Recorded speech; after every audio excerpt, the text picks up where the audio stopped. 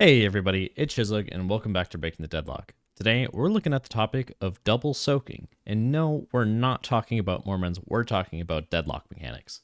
In this video, we're going to find out about the intricacies of how souls are divided and shared between people in the laning phase, and we're going to find out how to abuse that so that we can end up with more souls than our opponent.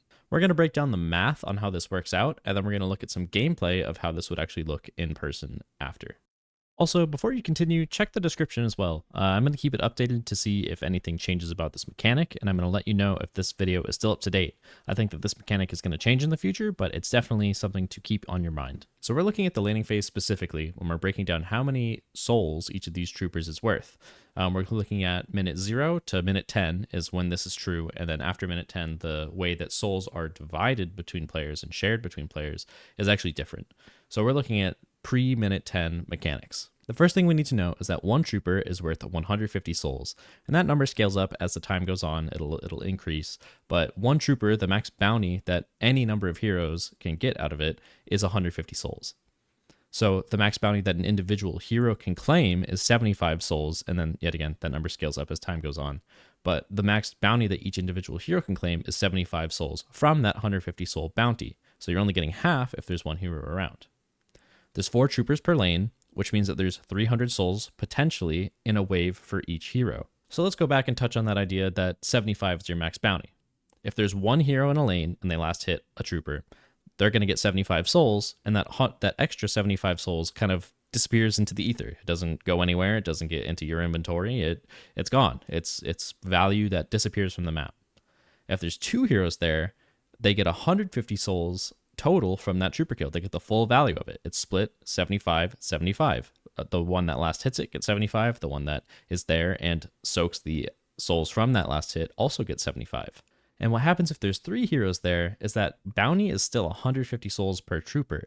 And what happens is the last hitter, the person that's actually getting the last hit and securing the orb, they get their full 75 souls from that trooper kill. But the 2 soakers that are there, the 2 extra heroes that aren't the ones last hitting, they each get 37 to 38 souls each, right? They're getting half of the 75 souls that are left over.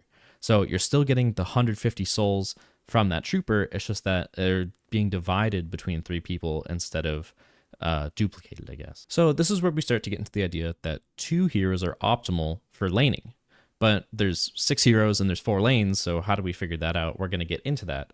But essentially, we maximize the souls per trooper that we get because the 75 souls are going to the killer and 75 souls to the soaker. And then that means 100% of the potential souls from the wave are getting absorbed into your economy. So we're going to be following the perspective of Pocket. Pocket isn't necessarily the best hero to do this and act out this mechanic, but this is just the icon I have right now.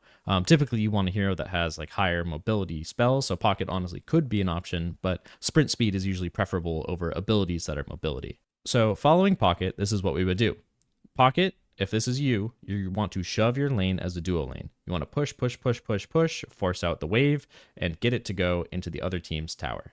Great, we're looking like this. Things are going well, you're shoving your wave, you keep on pushing it forward, you finish the wave here, you kill these last 2 troopers, and then as Pocket, what you would do is you would rotate over to the adjacent lane. And this is more doable with something like sprint boots, extra stamina, something that can give you that extra mobility to get there quickly. And the idea is that 7 hasn't killed any of their troopers. Pocket is here, and they're going to double up. They're going to make it a duo lane just for this short moment while they kill these extra troopers. So after Pocket rotates over, the lane's going to start to look like this. 7 and Pocket are going to shove the lane into the Abrams. They're going to finish the wave. They're going to kill these last 2 troopers.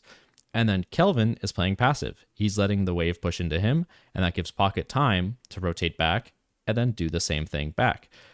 After finishing this wave, Pocket goes back to this wave, kills these troopers, and then cyclically bounces between the waves as so. And by doing this, if we circle back to the beginning of the video where we learned that it's optimal for 2 heroes to be in a lane to get that 150 soul bounty per trooper, we're abusing the mechanics of sub 10-minute soul distribution to maximize what Pocket can get. So ideally, what can you do if someone else is abusing this strategy? As Bebop and Vindicta, this is your time to try to kill the Kelvin. If you can hook the Kelvin, get him back behind your wave, Vindicta tethers him, he's gone, he's dead. Double soaking is beginning to become a point of contention for the community.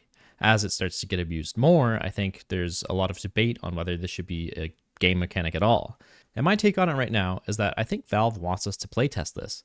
I mean, obviously, we are in a playtest, and I think that this mechanic, they leaned into it a little bit in the most recent patch note. They made it so that the default is that there are going to be a duo lane and a solo lane on each half of the map. I think that this is something that they wanted to see us abuse, and they want to understand how this plays out at a high level and how this plays out in pubs. So I urge you to go out and try this and maybe give your feedback to Valve. I think right now this mechanic is not fully explored. I think that there can be counterplay to it, and I think it's something that we need to discover as a community and see how it works. So I urge you to try to make rotations like this in the early game, even if you're in an uncoordinated pub or something like that.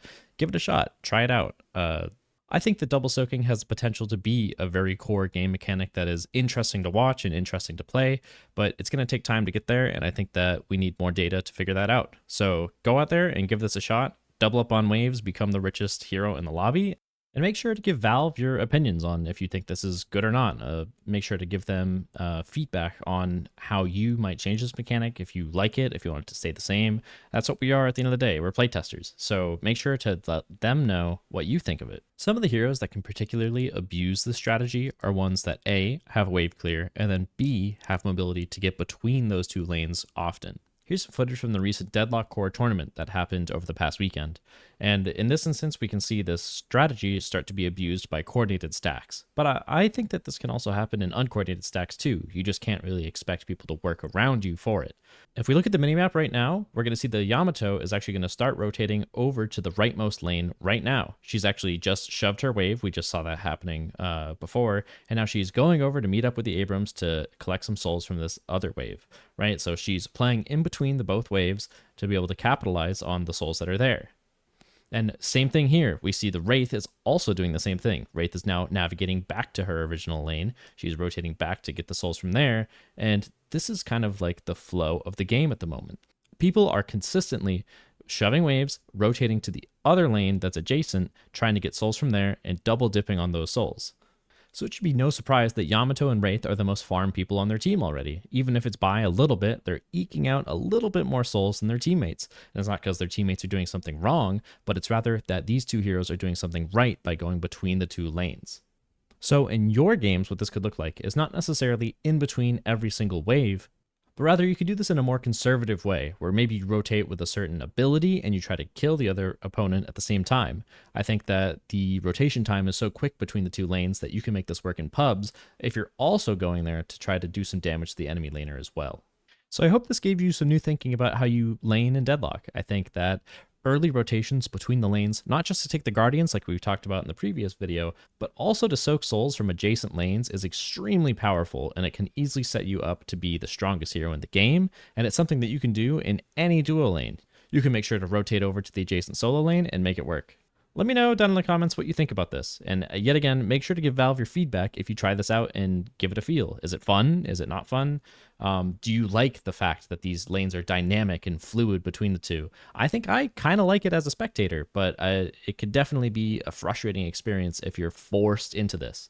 So I'm curious what you guys think of this, and I hope you enjoyed and learned something today. Have a good one.